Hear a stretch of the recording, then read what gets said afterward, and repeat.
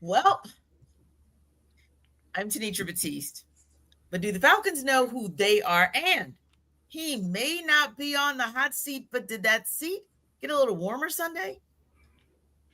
I'm Tori McElhaney, and I really don't have that much to say. I'm Aaron Freeman, and like Tori McElhaney, I am also too very tired.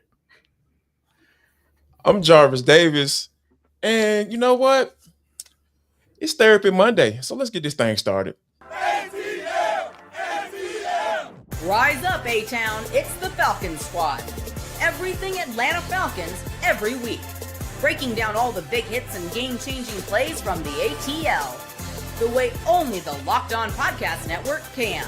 Straight from the ATL, the Falcons Squad Show starts now. Welcome to the Falcons Squad Show, your home for the best Atlanta Falcons football talk. I'm your host, Tenitra Batiste. Alongside me are Locked On Falcons host Aaron Freeman, Locked On analyst Jarvis Davis, and Falcons senior reporter Tori McElhaney. The Squad Show is part of the Locked On Podcast Network, your team every day. Today's episode is brought to you by Game Time. Download the Game Time app, create an account, and use code LOCKEDONNFL for $20 off your first purchase. So the elite processor didn't play, but kind of sort of neither did the elite backup. We'll discuss. Also, low energy is inexplicable. We'll talk about it. And can trade deadline dealings offer a solution? We'll download that too. But first, the trap game came to fruition. So on Thursday's Squad Show, we posed this two-part question. Is the game against the Dolphins the perfect scenario for the Falcons to rebound coming off a loss against the 49ers? Or is playing a team that's lost 3 straight sort of a trap game that we put in quotes? Now, we're going to get into some of the nuts and bolts on both sides of the ball for the Falcons. But, Tori, despite the fact that you said you don't have anything to say, I got a sneaking suspicion my girl has something to say. So I'm starting with you. And listen, I want to say this too, Tori, before we start. This is what Jarvis called it. It is Therapy Monday. Whether it is this show or all around Atlanta with those who cover this team, those who root for this team, those who are diehards. So if it goes a little off the rails, I am giving everybody license to do whatever they need to do to get through this Monday. That said, Tori, watch yourself, Jarvis. That said, Tori, why and how in the Sam hell did this end up being a trap game? How does that happen? I wish I had an answer. I know. I do. And I think if I did have an answer, I would probably be making more money than what I do, and having I would be the best coach in the history of coaches. I would be so much. I have a lot of self-confidence. Sure. But if I were able to figure out what the heck is going on right now, I would have no one would be able to talk to me because I would be so confident. Ultimately, the issues that we saw against the Miami Dolphins were not new issues. Yes, you had a different collective group that was playing, but the issues the Falcons have offensively, mainly offensively, remained the issues, whether it was Michael Penix in or Kirk Cousins, whether you had Drake London or you didn't. The facts remain that, yes, you could have gone into this Miami Dolphins game and been okay, the Falcons don't have their starting quarterback, but they still have a veteran quarterback of, over a decade in this league. So he should be able to operate this offense. No, you do not have Drake London. And yes, you did release Ray McLeod earlier in the week, but you still have Darnell Mooney. You still have Kyle Pitts. David Sills did some really good things for this organization during training camp. The main thing, this was one of the worst run defending units in the league with the Miami Dolphins. You had your entire starting offensive line healthy, ready to go. You had Bijan Robinson. You had Tyler Algier. Yes, he was working through an injury throughout the week, but you had him up on game day. There is no reason that offensively you shouldn't have moved the ball the way that you did. And that's why I'm kind of sitting here to answer your questions, what went wrong. We can talk about the defense kind of later. I think that this game in particular showed like how important Divine Diablo is to this unit. Offensively, though, the same issues. If the run game is not working, if they make this team one-dimensional, they don't really have a counterpunch or a counterattack that we have seen yet that works to the point of winning games. So, and I think, go ahead, Tori. I'm sorry. No, I was done. Like, that's the point, like that's it. Yeah, no, you're absolutely right. I feel like there's a theme that we're going to be talking about throughout the course of this show, and that is feeling like you kind of got punched in the mouth, in the gut, everywhere, and somebody basically came into your pantry and stole your cookies, and you just kind of sat there and kind of watched them just do whatever they wanted to do in your house. And that is very much frustrating. That's why I wanted to say, like, we're not going to necessarily start off completely with like the nuts and bolts and getting down to into the plays. We'll get there. But there were some inherent things that were just utterly and completely frustrating about what we all witnessed yesterday. So, Aaron, I ask you again, we talked about it Thursday. Perfect scenario where it can be either a rebound game against the Dolphins after that loss to the Niners, or it could be a trap game because you're thinking, hey, this is one of the worst teams in the NFL. And it turned out to be a trap game. But I mean, how and why did it devolve into that? I wish I had a great answer. It was one of those things going into the week, one of the things, you come off wins, you're probably not as good as you think you are. And so you get a little bit of a drop off against the 49ers. You come out of that loss, you're probably not as bad as you think you are, and you're expecting a bounce back. And the Falcons don't get that bounce back. And I think, T, you kind of mentioned it, where you're coming off a game that Raheem said, the 49ers essentially out Atlanted us, using Atlanta as a verb to indicate that, you got to be the more physical team. And unfortunately for the Falcons, they haven't earned that verbiage right now, like out Atlanting whatever is, fumbling the bag, I guess, is what I would use to instead. And it's really troubling when it comes against this Dolphins team that is infamous and has been infamous for a number of years of being a finesse team.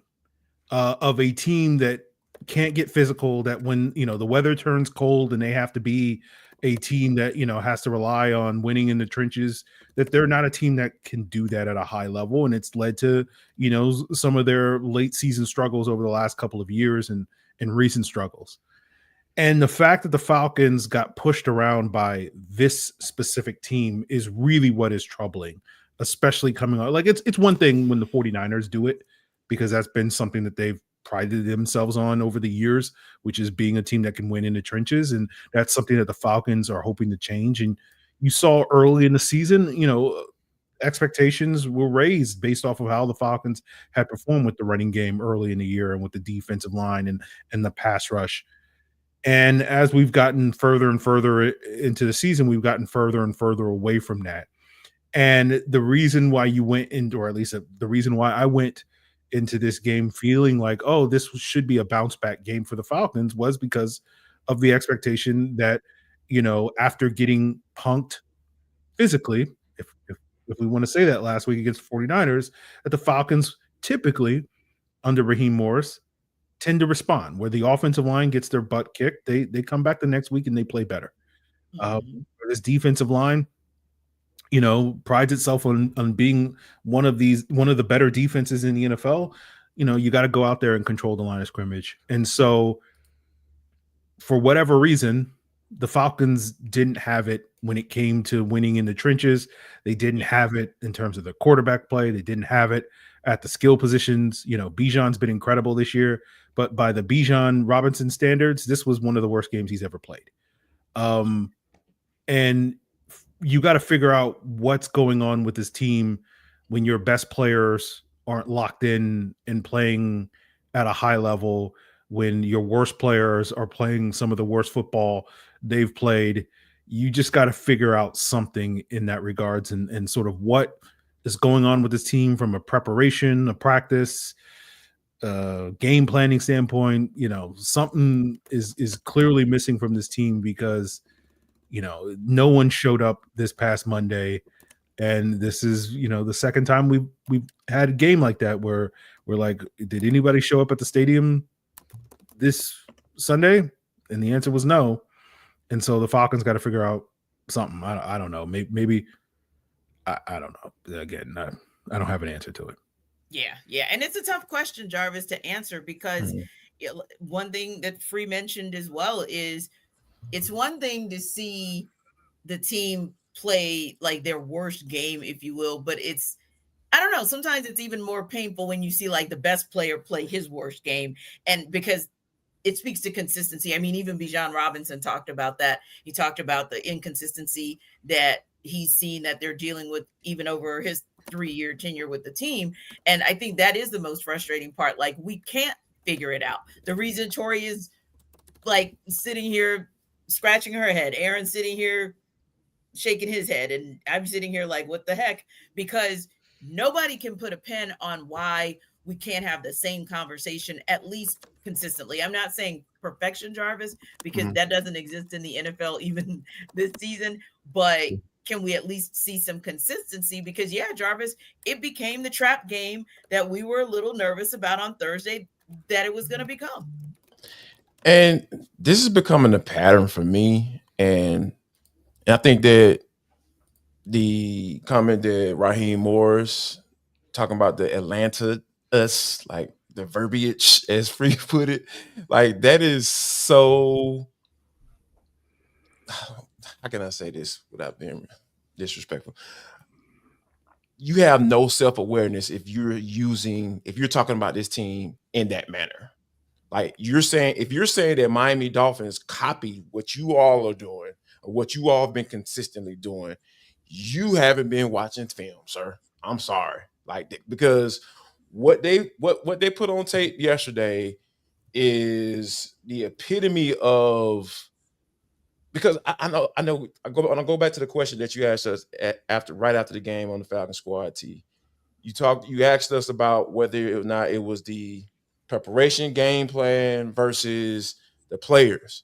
And I remember saying that for offensively, it was more so game plan. And I talked about, it was more so players from on the defensive side of the football. But for me, after going back and watching the film, I feel like it's a lot more players than I thought. And when you're talking about everybody having a bad game, how is that even possible? Yeah. Everybody had a bad game. Ryan Newsom couldn't get to the second level. Charlie Warner was coming up in a hole and literally just falling to his feet. And the man that Bijan Robinson basically had set him up. He was like, okay, I know Charlie Warner going to go make this block, so here I'm about to get ready to cut. And as soon as Charlie Warner fell, doggone linebacker shot right in doggone Bijan Robinson's stomach, because Bijan wasn't expecting that hit because he thought Charlie Warner was going to make that block. And there was another instance where Jake Matthews, with Charlie Warner, he left them one-on-one with Bradley Chubb. I don't know if I would have necessarily done that, and if they were able to do that, if you would have able maybe gave him a little bit more hand before he went up to that next level, it probably would have broke. So for me, I think it's just Raheem Morris not really understanding, like, dog, like why is it that your players are all having bad games at the same time? What is it? It's a preparation standpoint. It's a preparation thing. It's a game planning thing. It's a mental thing. What are you doing during the week that this team comes out and have a game like this? Because I thought the Panthers was the floor. I thought that was the floor. Like, the floor is the floor. If I can talk about Michael Jordan, like, I thought the floor was the floor. But oh my gosh, you lowered it. So I have no confidence that we won't see an even worse game this year, because the head coach is looking at this team one way, but he's looking in the wrong mirror. He's looking at someone else's mirror. He's looking in Kyle Shanahan's mirror. Like, that's what he's saying. He's thinking he's that team, physical. We're gonna figure out a way to win games. We're gonna be that team to to, win the ugly game, right? That's what the words that he used. No, y'all don't have a chance to win ugly games. Good teams win ugly games. Y'all ain't even fight. You didn't even fight once you got down. It was hopeless in the second quarter, in the first half.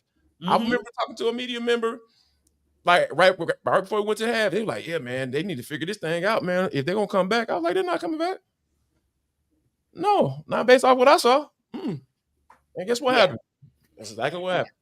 And Tori, it begs the question. Jarvis kind of went into the one question I want to ask you guys before we wrap up the segment, because I do think it's important. It's Therapy Monday, and it does kind of feel like, man, what's the worst loss? Like the Panthers, that was a gut punch, but you almost say like, okay, it's a one-off. It's an anomaly. We're going to move on. But then you get this, and it's like, which one is it, Tori? Like, I mean, they both make you feel really awful.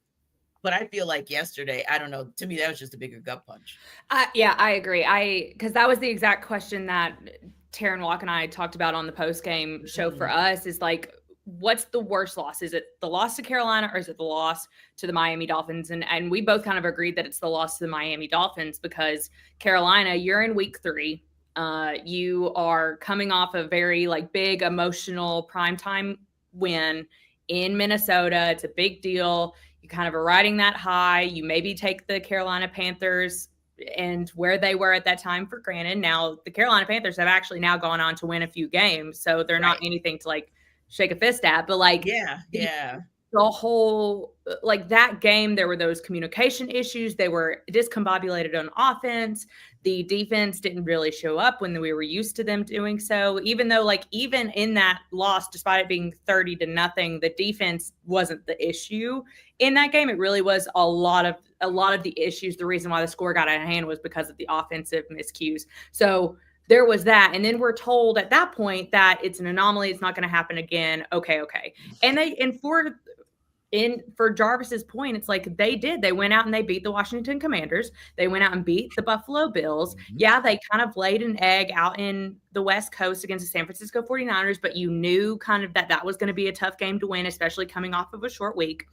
This loss, though, showed to me that week 3 loss was not this mulligan anomaly, that it's not, this has now happened again.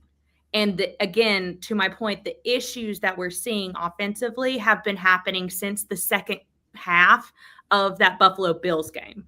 So it's not that this is just kind of performance. That's where it started, Tori. That's exactly where it started. Yeah. It's not that this performance on Sunday against the Miami Dolphins kind of comes out of left field. No, it's kind of been tracking that way.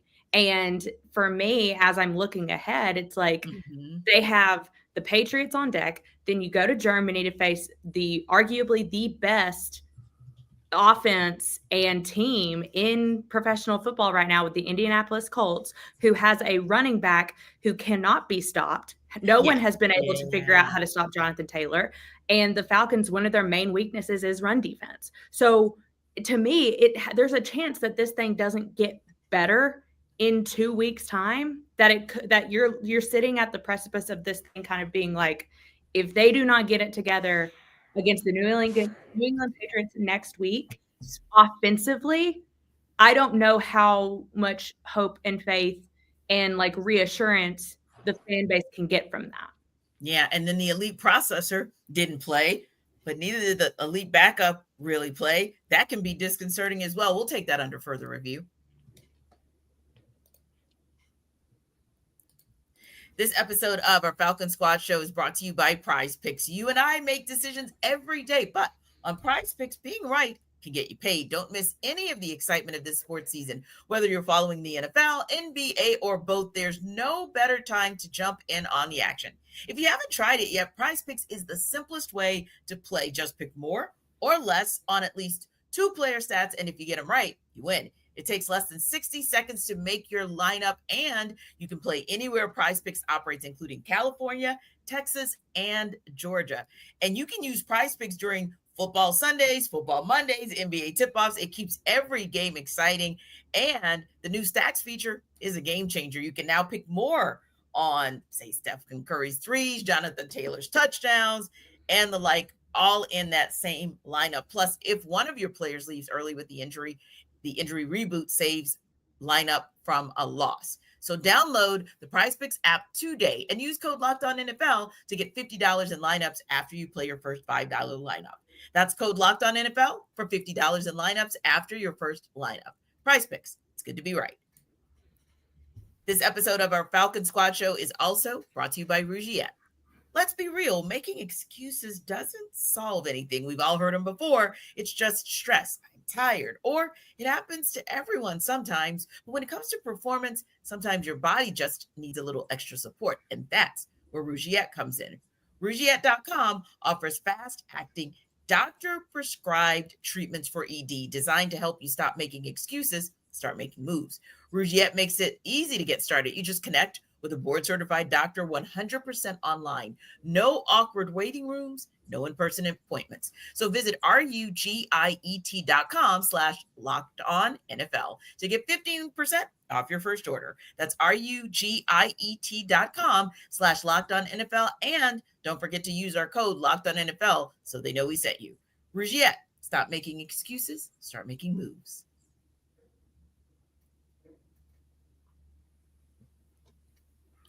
So, Jarvis, before Sunday, this is what we heard. The euphemistic approach to the Falcons still having Kirk Cousins on the roster because, hey, he had the best backup QB in football. But 21 of 31 for 173 yards and no touchdowns doesn't exactly look like best anything, to me at least. But does it make you concerned that if Penix can't go again this coming Sunday, are you concerned because of what Kirk Cousins showed you yesterday? Oh, I'm big time concerned. I'm sitting here like I'm almost about to get on my hands and knees and start praying that Michael Penix will be ready on Sunday, because when you think about it from him, what Kirk Cousins looked like on Sunday, he looked old. I know that's not the best football analysis, but he just looked old. He looked delayed in making decisions, and he was moving around. He looked like he was healthy, but he just looked like a healthy Kirk that probably is on his last leg or is on his last leg in the NFL. So I just don't. It's super frustrating because, like you said, Kirk played really well last year when he was healthy, and once he got injured, it didn't look like what we were used to seeing him play in Zach Robinson's system in the first year as an offensive coordinator, but in Zach Robinson's second year as an offensive coordinator. And we're more than a year removed from Kirk Cousins being hurt. He's healthy, and it still doesn't look good. So for me, I feel like Kirk is who he is. I have to go based off of my assessment off of what I've seen from Kirk in the past in those few games and in the last few games last year. And it's not too far from what we saw yesterday, because missing Darnell Mooney on that post, the end breaking route, that was just awful. That was the epitome of what that game was yesterday. Him missing him like that, it was nowhere near where that ball needed to be. And then again, here's the trend here, because we talked about with Michael Penix Jr. against man coverage, against zone. When Miami played zone, Kirk was making some completions. He was getting the ball where it needed to be. But as soon as they went man, and that brings up another issue, right? With Drake London not being out there, who's going to beat man coverage? Kyle Pitts, 6-7 yards a pop. That really going to get you in the end zone? So, yeah, I am big concerned if Kirk Cousins is going to be the starting quarterback this week against the New England Patriots. Yeah, what about you, Aaron? When you look at the fact that we didn't exactly see anything world beater, anything that looked like a Kirktober situation yesterday, does it make you concerned if Michael Penix Jr. can't go come Sunday against the Colts? In a way, Sure. I mean, I'm at a point where it's like I'm apathetic to the Atlanta Falcons, so like I don't really have any concerns when it comes to this football team.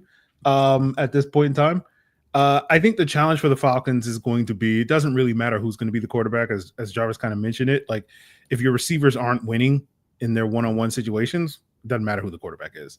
If your offensive line can't handle protections and stunts and blitzes, as we saw this past Sunday against the Dolphins, it doesn't matter who the quarterback is. He's not going to have time to throw. And if you can't run the football, like what is supposed to be the identity and foundation of this offense, like we saw this past Sunday, it doesn't matter who the quarterback is going to be. So to me, whether it's Kirk, whether it's Penix, until the Falcons can solve those other problems on their offense, like it doesn't ultimately matter to me who's playing quarterback. You're basically hoping that whether it's Kirk, whether it's Penix, and I don't think either guy, based off of what we have seen so far this season from them, and at this stage in their careers, Kirk's too old, Penix is too young, right, to basically put the cape on and basically carry this offense in the ways that they kind of need to if this offense continues to perform at the level it played yesterday against the Miami Dolphins of all teams, one of the worst defenses in the NFL. And so you're going up against the New England Patriots, one of the better defenses in the NFL. They're top 3, I believe, going into this weekend. I don't know where they finished coming out of the weekend, but they were top 3 run defense going into the weekend. The Dolphins were a bottom 3 run defense. You couldn't run the ball against the Dolphins. I have no expectation that you're going to be able to do it against the Patriots. And I see no reason to think that, barring, your wide receiver core just suddenly, Drake's good. Kyle's played well. Darnell Mooney's still missing from this offense. Yesterday was a perfect opportunity for him to have his moments. And again, the one time he clearly got open, Kirk missed him by a mile, as Jarvis just put it. So it's, frankly, as I said, I'm apathetic. Like, doesn't matter who the quarterback is, because the whole team, the whole offense stinks. I'm sorry. Yeah, no. I mean, that's a great point, Tori, that Aaron makes, because we're looking at a less than stellar performance, being kind, to Kirk, of what we saw from Kirk Cousins yesterday. But at the end of the day, I don't know if I've heard it put this way, so I'm going to repeat what Aaron said, but it's sort of that maybe too old / too young at the QB position to be able to cape up and be Captain Sava for this team. But it may also be relative to the fact that you can't, because it's just too many other issues that you have to salvage and save. So maybe it's not that you don't want Michael Penix Jr. to come back next week, but that may not be the full answer or resolution to the dilemma anyway. Yeah. I mean, I think Free said it best. Like, I don't think that the issues solely begin and end with the quarterback in Atlanta. Like, I think for the last couple of years, as we've kind of been on this quarterback carousel, there have been very many times where the quarterback play was holding this team back.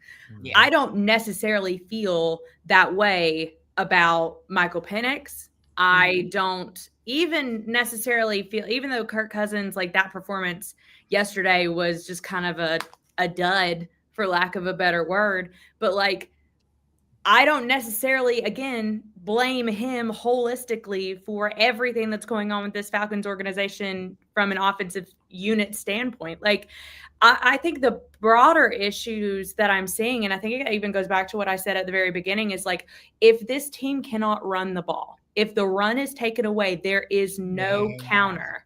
That's the thing. Yep. And it's one of those things where I kind of, like, almost to a certain extent, like, instead of kind of being like, well, the run got taken away, ho hum, like now the offense can't do anything, they can't move the ball, like, can't win the game because Bijan Robinson can't get more than 3 yards per carry. Like, that should not be the end all be all of your offense. Like, this is an NFL team. Like, you have first rounders all over that offensive unit. Like, it's not just, yes, Bijan Robinson is this freak of an athlete, and I love watching Bijan Robinson, and I think he should get the ball all the time. Yes, but there are other avenues of which this offense should be able to successfully operate.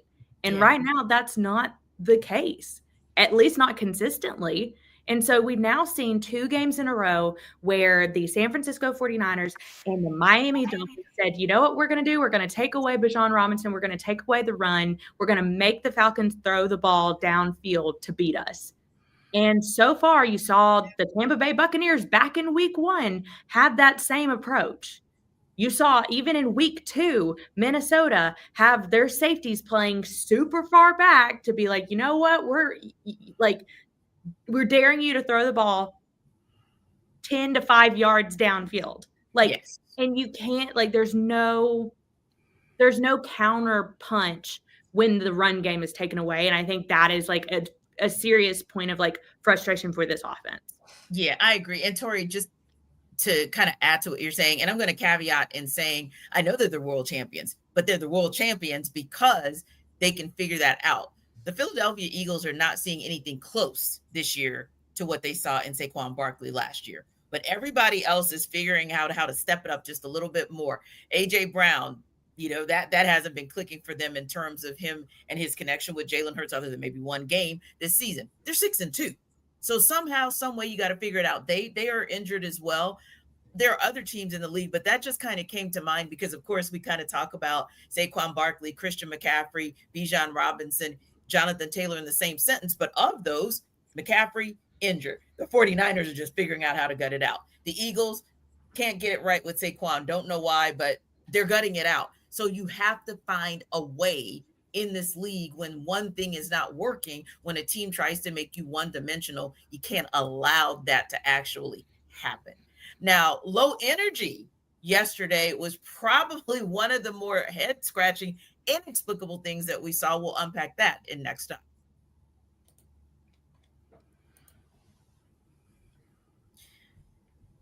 This episode of our Falcons Squad Show is brought to you by Game Time. NFL season is back, and honestly, there's nothing better than being in the stadium surrounded by fans cheering on your team. But let's be honest, getting tickets can be a hassle between queues, login screens, prices jumping at checkout. It's frustrating. That's why I like to use Game Time, the app that gives the advantage back to fans. Game Time is fast, easy, and backed by the Game Time guarantee. You'll always get 100% authentic tickets delivered on time and at the best price. So all fees are included, and the price you see is the price you pay. You pull up to Game Time, and after just a couple taps, you'll also see some amazing deals talking your favorite NFL games as low as $100. Man.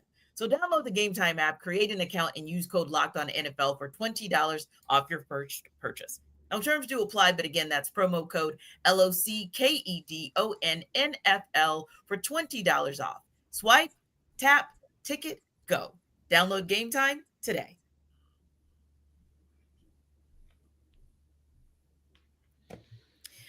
Aaron, I know we've spoken on it before, but I wanted to go back to it as well because it's one thing for execution not to be there. It's one thing for us to question maybe the play calling or how deep a Zach Robinson, for example, on offense went into his playbook. But it is another thing to feel like virtually from the first snap in all phases, you're seeing a team that just got out physical and just allowed the Dolphins to dictate the game in their building. I mean, and I know there's no explanation, so this is going to be a redundant question, but I still want you to find a way to answer it. How do you explain the effort of a similarly depleted Dolphins team versus not seeing at least that same effort from a depleted Falcons team? Yeah, as you said, T, for the Falcons to have the Dolphins do this in their own building, again, looking at the reputation of this Dolphins team, they have not been a particularly good road team. And the Falcons have played their best football at home. And so, again, it goes back to what we were talking about earlier with the expectations going into this game and the reasons why this loss feels so much worse than that Carolina game. Because you were at home. Yeah. There were every reason to believe that this would be a bounce back game for the Falcons, even if it wasn't necessarily like this, 40-12 win or anything like that. If the Falcons just had to kind of just we're just going to slog this thing out and win this game ugly by handing the ball off to Bijan 30 times in this game, that's how we're going to have to play this game. And you saw it right from the jump that when it came to trying to establish the run, they didn't have it. They got out physicaled in the trenches. When it came to the passing game, they didn't have it. When it came to the defense, they didn't have it. And there's really no explanation other than they just didn't show up for this game. And to, as I said, to have this happen to you by the Miami Dolphins. And again, like, I don't mean it to be disrespectful to the Dolphins, but like there's a reason why we were talking about the vibes being downright atrocious for that Dolphins team heading into this week. And for the Falcons to have that flip on you to the degree it has, like, it shouldn't be shocking, because we've seen this with the Falcons over the years. But you just, as we were talking about earlier, you just wanted to believe that, okay, well, they had that type of performance in week 3 against Carolina. It's not going to happen again. They're not going to lay down. But we joked about it, like, it wouldn't be shocking if, given it's the Falcons, if Miami went out there and put up 35 points and we were all having laughs about it. And wouldn't it be funny if we saw that and Miami went out there and put up 34 points? Uncomfortable laugh, right, Free?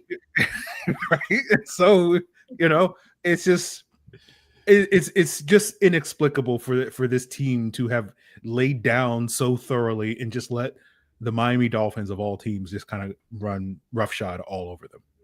I would add too that, like, this game from go felt like it was Miami's to win, not the Falcons, like, to win, not like it. There was something with the energy that I think the team came out with that first defensive series. You're like, okay, the defense is going to show up, but that first those first couple offensive series, like, were really difficult to watch, where they are handing the ball off to Bijan Robinson on first down, handing the ball off to Bijan Robinson on second down, throwing the ball on third down, and punting. Like, how many times did that happen not consecutively, how many times did that happen over the course of 4 quarters for this offense? Like, and then to see kind of like how early on you knew what the Dolphins were trying to do offensively. They were attacking JD Bertrand every chance they got. Every time he was in a one-on-one, every time they were looking at where they wanted to run the ball, it was like, where is JD Bertrand? Where's 40? Going after him. Yeah.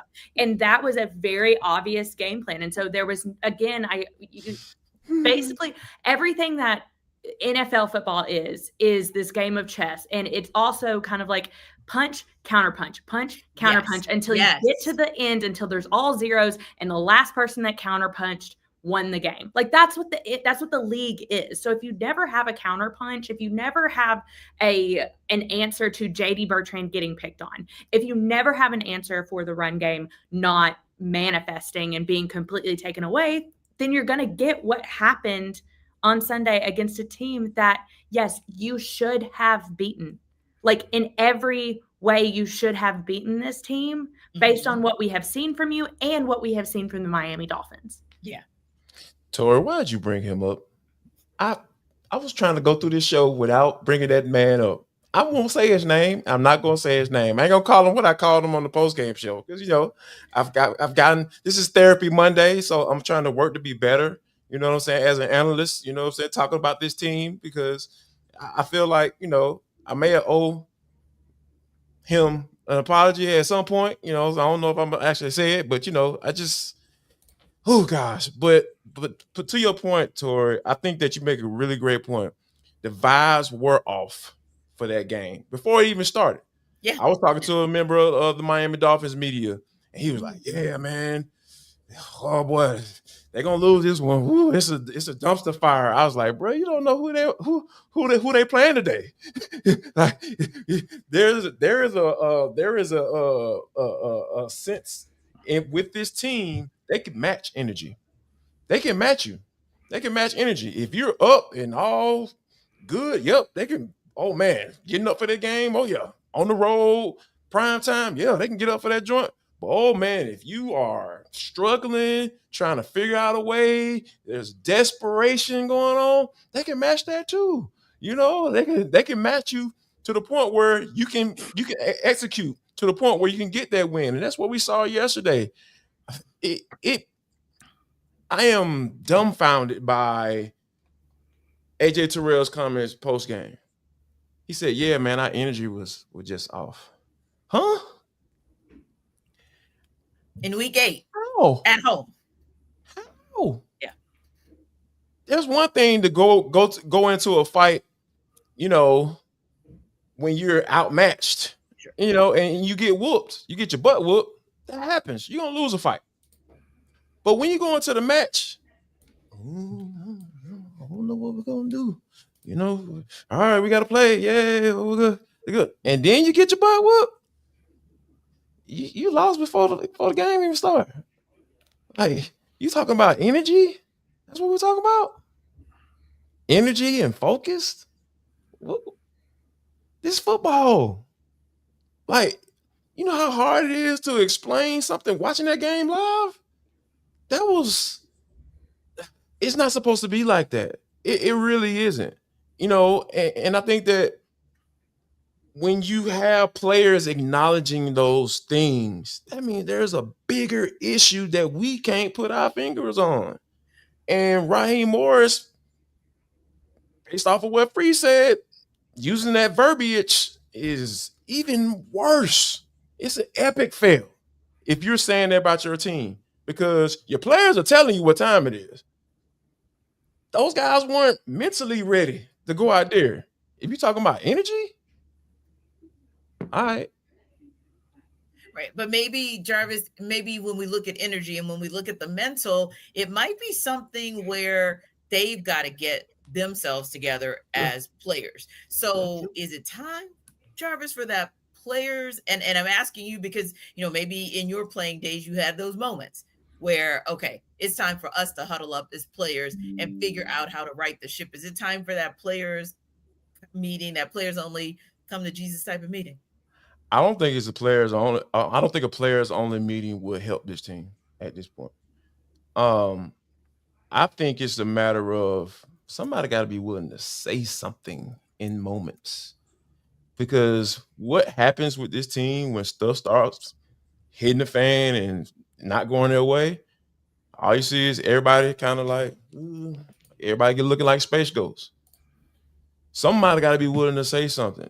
On that particular play where Kirk Cousins got sacked and Bijan did not step up. He did not come ready to block. He did not step up like he was supposed to. He just kind of caught the guy and kind of moved out the way almost, and then the guy just buried Kirk Cousins. I was like, man, if I was Kirk, he would have heard something from me. I wouldn't have berated him or anything. I'm like, hey, man, I need you right here. Like, something as simple as that. You don't have to call him out, call him a mother blanket and all that stuff. Just, hey, man, sir, wake up. I need you. I need you to make that block for me. We got to get somewhere, but you don't get that. You didn't get that.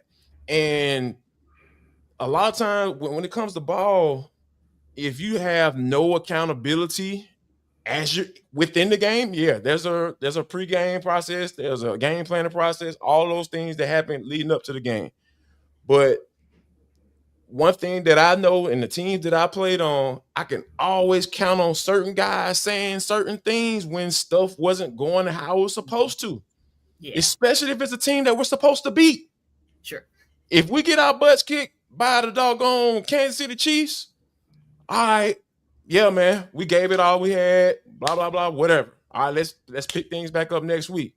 But if you lose to one of the worst teams in the league, and you aren't willing to say anything to any team, any of your teammates or nothing, no one is saying anything, talking about energy after the game, that's a big problem. Raheem Morris got a big problem on his hand. It's a big pile of doo-doo, too. It's just sitting right there on his desk. You better figure out what he's going to do with it. Yeah, the thing is like, I don't know how much, like, team-led meetings, like when things are going bad, like how much those actually turn things around. I think there are certain times where that can also cause like divide. Like, not saying that this is going to happen to this team, but I do think that there are some times, like, I know even like using the Falcons as an example, like a couple years ago when the offense couldn't do a dang thing and the defense was kind of playing out of their mind under Ryan Nielsen. And it's kind of like I kept saying, like, the defense is not winning. Like, the defense is not playing bad enough to lose these games the way they are. Like, and like, I think that is kind of like, so you can't have the defense talking to the offense and be like, yo, step it up. Like, we're working our asses off over here. Like, so in this scenario, though, it's the whole thing. Like, I think that there are just decisions at every single level, from execution to play calling to how your response should be, how you should enter a game, how you should leave a game. Like, I don't know. Like, it goes back to what we were talking about with the offense. Like, there's not just like one thing that you can point to and be like, guys, if you clean this up, like, we'll start winning games. Like, that's not where this team is right now. And I don't know if like someone like Jesse Bates getting up in front of the whole entire team and being like, yo, get it together is really gonna like move the needle. Like, you need something to move the needle. You need some type of thing to move the needle. And I don't know what that is. I have like ideas, like I have some things that maybe they could do or try or changes they could make, but like, I'm not paid to pay for it, Tori. Don't give it to her for free. Well, I'm not paid to make those decisions. Like, exactly. and no one cares what I have to say about it. Like, you've got to go out and do it. Like, I'm here to report on it, and that's it. Yeah. Might as well try again. Just throw something at the wall and see if it sticks. You want to have a players only meeting, but these players only meetings that I know they happen a bunch where a team is struggling, and if the team responds the next week, it's like, oh, that players only meeting was the thing. That was the thing that catalyzed the team to success. And then half the time they have these meetings and they don't respond the following week. This has been a consistent theme with the Falcons for this 7+ year playoff drought, where you go back to the Dan Quinn era. They were having players only meetings in those 2019 and 2020 seasons. Sometimes they responded, sometimes they didn't. I'm sure they probably had some, come to Jesus moments, towards the end of the Arthur Smith era. Didn't work out for them. So to me, this is like, there's nobody on this team that you can sit there and say that can go and demand, hey, this is not the standard by which we perform at. The only player the only guy that's on this team that's played in a playoff game is like Jake Matthews, and that was like 8 years ago. Like, Jake can't sit there and be like, hey guys, we got to do better. Like, this is not the standard that we like. This is the standard. The standard of the Atlanta Falcons for the better part of the last decade has been mediocrity. So like, ain't nobody going to be able to get up in front of this team. Jesse Bates, like, I played in the Super Bowl 4 years ago. Okay. Is that going to allow Elijah Wilkinson to block? Is that going to inspire him to block somebody? Is that going to inspire Bijan to pick up a blitz and not fumble the ball and kick the ball out of his own hands? Is that going to, lead to Darnell Mooney getting separation and coverage? Mike Hughes covering somebody, tackling somebody, JD Bertrand get off a block? Okay. If it works, great. Awesome. But I don't go into it expecting that to change anything, but might as well try something, because certainly going down this path that you've been going down ain't working either. Well, can the trade deadline dealings maybe offer a solution, or maybe that kind of change can spark something? We'll talk about that in the look ahead. This episode of our Falcons Squad Show is brought to you by FanDuel. The NBA is back, and there's no better place to get in on that action than FanDuel, the official sports betting partner of the NBA. Even if you missed the start of the game or want to ride the hot hand, FanDuel has live bets on everything from who will score next to fourth quarter comebacks. Plus, you can even combine your live bets into a same game parlay for a shot at a bigger payout. It keeps every game exciting, especially when your team's making that late push. So right now, FanDuel is giving new customers $300 in bonus bets when your first $5 bet wins. So head to FanDuel.com to sign up and play your game with FanDuel. And again, even if you miss the start of the game, because tonight might be a challenge, because of course the Hawks are on the road and it's a later game than normal. But if you want to ride the hot hand, maybe they get it going from that 3-point line like they did Saturday night. FanDuel has live bets on everything from who will score and fourth quarter comeback. So Head to FanDuel.com to sign up and play your game with FanDuel, the official sports betting partner of the NBA.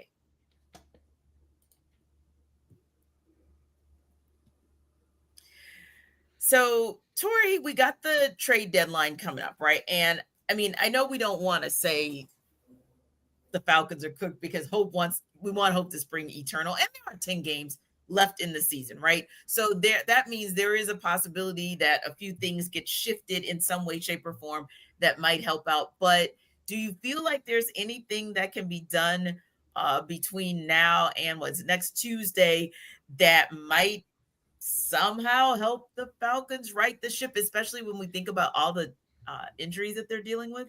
Yeah, I mean, you look at two main position groups, wide receiver and inside linebacker. Yep. You know for a fact that like you're not going to have Divine Diablo back for some time. You know that he has a fracture in his forearm. He is on injured reserve. There is no sign of like Troy Anderson returning to this active roster. Like there's yeah. So oh my bad. That's not you right, yeah, but so you don't have a clear path forward and something at that position without Divine Diablo. Jeff Ulbrich talked before the Miami Dolphins game about like replacing Divine Diablo, like using a by committee approach. We did not see that against the Miami Dolphins, hardly at all. So I don't know if that plan changes moving forward. I don't know if there's someone out there that they're kind of pinpointing as someone who can have a better clone-like experience to what they asked Divine Diablo to do. But they're asking so much of Divine Diablo that I don't know if there's a one-for-one type of replication. And then receiver. At this point, if Drake London is not on the field, we don't necessarily see Darnell Mooney playing and having the production that we saw him have all of last year, whether it be because of injuries, whether it be, I don't know why. And outside of those two, you're kind of piecemealing, it feels like, this thing together from a wide receiver standpoint. So that's where you can start. However, I don't know what the path forward is in terms of like putting packages together that help you win games now. And also don't kind of put you in a hole in 2026. I don't, you don't have a first round draft pick. You really don't have, is it a third round pick? They don't have like one of those day 2, day 3 picks. But I mean, I just don't think the Falcons have a lot to work with in order to be buyers or sellers in this market. I don't right now. I don't see a path forward in that. Yeah. And what about you, Jarvis? When you look at the trade deadline, do you that's looming? Do you see anything that can be done or should be done by the Falcons that might just maybe be one step in the direction of just resetting things? The first thing that comes to mind for me is, what's the goal? Are you trying to make the playoffs? Are you trying to save face? I mean, because at this point, when you look at your starting quarterback being injured, he just missed one game. Is Michael Penix going to be out for multiple games? Well, you definitely better get another wide receiver to get this man some help, and pray that Storm Norton figures out a way to be healthy, So I think that there are some things in place that I feel that you can get help. Putting Elijah Wilkinson back at the backup of the backup, I think that will help. Getting healthy, that will help. But I just don't know what their goal is right now, because it's the playoffs. They still have a chance. Sure, don't get me wrong, but if the playoff is the goal, a couple of things are going to have to happen. You're going to have to get healthy and on that offensive line, because getting a better caliber run blocker in there / pass blocker, getting a guy in there that you were really confident in being a strong backup for Caleb McGarry, that you start there. and then figuring out a way to get a wide receiver without giving up too much draft conversation because you're already kind of slim anyway because you gave up your first round pick, and the first round pick is not really doing anything for you right now. So it's just Terry Fontenot's going to have some tough decisions to make, right? Or is he in the space where blank them picks? I'm trying to save my job.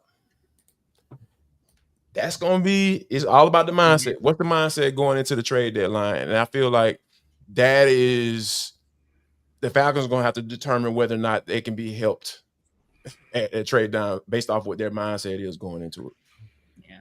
And what about for you, Free? Do you see where there's a path if the Falcons can kind of put it together at the trade deadline where that would be maybe one of the, maybe a key component to helping them to reset and make that kind of playoff run the back half of the season? No. I've never understood the whole, like, the Falcons need to trade for somebody, but to do what? What piggybacking on what Jarvis says, we talking about this team making the playoffs? No, they gotta win, they gotta go 7-3 the rest of the season. They need to get better quarterback play. They need to be able to run the football. They need to be able to block. They need to be able to get receivers that can separate. They need to be able to stop the run. They need to be able to get pressure with 4. They need to be able to cover guys. They need to be able to tackle guys. What trade are the Falcons going to be able to make that's going to allow them to win 70% of their games and solve all of those problems? So, like, you can make a trade. You can give up a 5th round pick, or no, they don't have a 5th round pick. That's the pick that's missing that Tori's talking about. They don't have a 1st. They don't have a 5th. You can give up another day 3 pick for something and maybe solve one of those problems, but is that going to make all the other problems go away?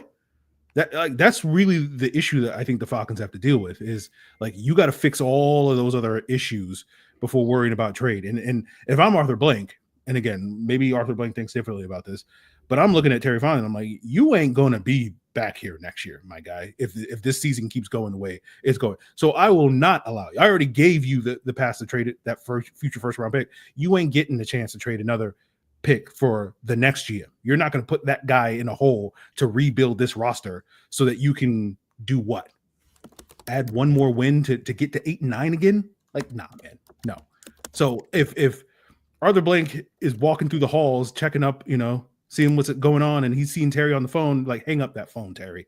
You ain't making any trades at the trade deadline. You're not giving up nothing, all right? Because you just sit here and, I don't know, get coffee for people because you ain't going to be back here next year. So I'm not going to let you put the next GM in a hole trading up for what? Yeah, whatever. So I'm done with that. So no, to answer your question, T, no, there ain't nothing they can do at the trade deadline that's changing anything. Yeah.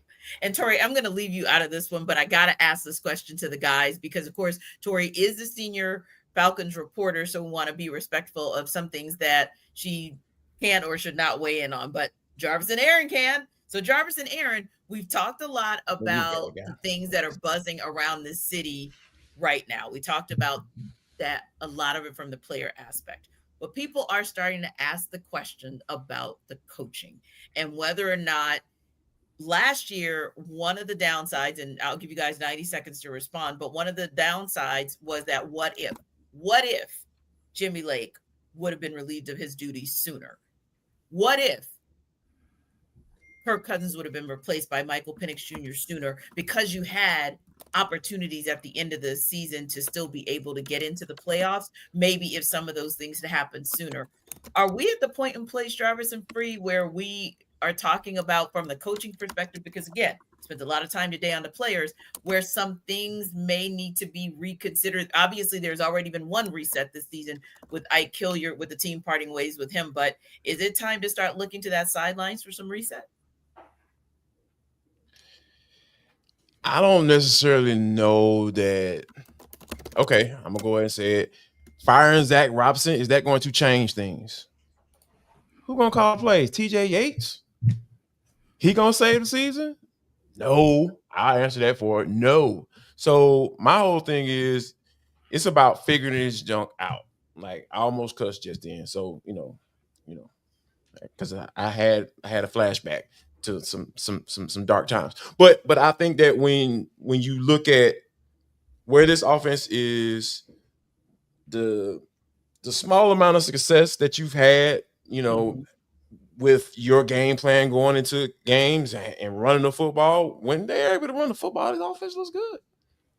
It's just that when you have guys like Elijah Wilkinson getting beat clean on a 3rd and short or a 4th and short, and allowing the defensive lineman that no one has ever heard of make a TFL for -3. Ryan Newsel not being able to get to the second level. It's just things that are starting to come to fruition that we already knew. I knew that Newsel struggled with that. Right. I knew that Elijah Wilkinson was going to struggle with that. So if I know, the coach should know. So, and you need to call plays accordingly. Yeah. Give the man some help on certain situations. Mm-hmm. Have Charlie Warner running this little seek and destroy motion, getting up in that line of scrimmage and be an extra blocker so he can clean up that stuff. It's just, so yeah, I don't think firing Zach Robinson, I'm riding with Jeff Brobrick. The non-execution of the linebacker by committee, I would like to know why we didn't really see that. I would like to know that, but man, firing Zach Robinson ain't finna do Jack. And, right. And I had to ask the question, Aaron, because, obviously for our listeners, our viewers, we watch the comments and we know what the buzz is. And everybody, of course, always wants that to be the answer, like just, chop and go on the sidelines. They need to go. So I'm just asking the question of you and Jarvis, because when we watch what our comments are, it's one of those where we'd be remiss if we didn't at least pose the question, because everybody seems to think, not that we do here, but everybody seems to think, oh, that's the instant answer, and that's going to cure all the ills for the Falcons. Just fire somebody. Yeah, it's always this myth of addition by subtraction. It's always this myth of we're just one piece away. We just get the right head coach, we get the right offensive coordinator in here, and it'll all come into place. This is what we have been telling ourselves for the last 7+ years, and it has been wrong every single time. And the belief that it's like, this time it's going to be different. And it's like, no, it's not. Unless you're convinced that TJ Yates is Ben Johnson 2.0, like, what is firing Zach Robinson? So really, to me, the rest of this season is not about the week to week, is Zach Robinson costing the team? Is Raheem costing the team? It's about figuring out what young pieces that probably some other coaching staff, some other front office is going to inherit next year. What are the young pieces that you can legitimately build around, right? Bijan's one of those pieces. Drake London's one of those pieces. Chris Lindstrom's one of those pieces. Outside of that, throw AJ Terrell in the mix. Outside of that, who else is coming, right? Who else is coming to the party? That's what you got to figure out over the next 10 games. Is Michael Penix going to be that? Xavier Watts, James Pierce, Jalen Walker, etc., right? All that.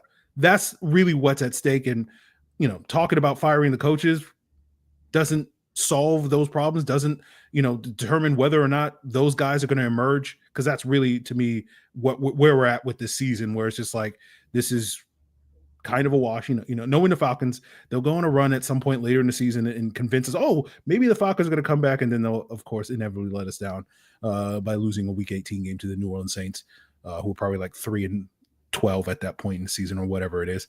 But I don't think firing the coaches really solves a problem. It's just, scapegoating somebody for, this team needs a complete overhaul probably this offseason, and it's time to find out, who's going to be around for that overhaul, who's going to last through that overhaul, and who's got to go.